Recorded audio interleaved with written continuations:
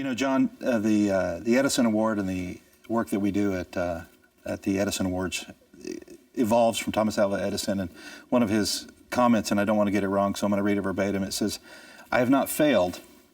I've just found 10,000 ways that won't work." Does that pretty much emulate the way things have gone for you here? And did you fail fast when you made those mistakes? What was that experience like for you, and what were some of the memorable moments that... Sure.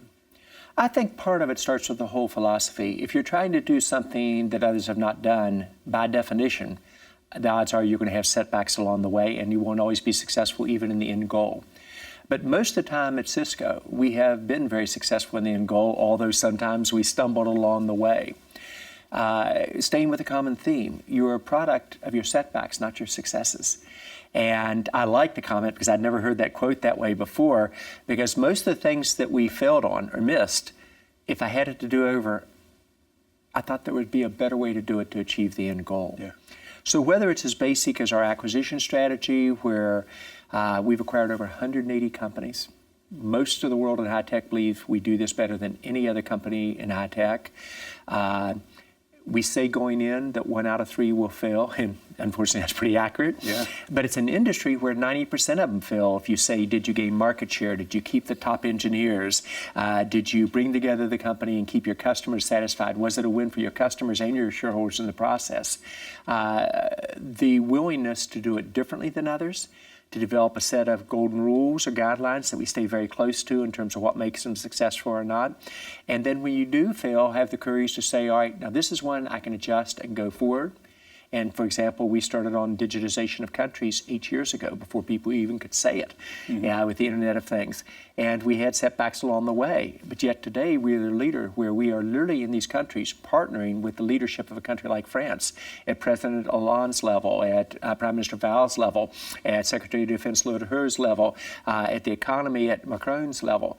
An ability to do something that's never been done before, to bring the power of digitization to every citizen in France, to create 1 million jobs, to make not just job creation, but job creation for inclusion, GDP growth of 1 to 3%. That's an audacious goal. And by the way, we're going to do it. Yeah. And you're seeing us do the same thing with Prime Minister Modi in India, and working very, very closely with Israel was the first country we aligned with, but also with the UK, with Germany, even with China. And so it is that willingness to take risk.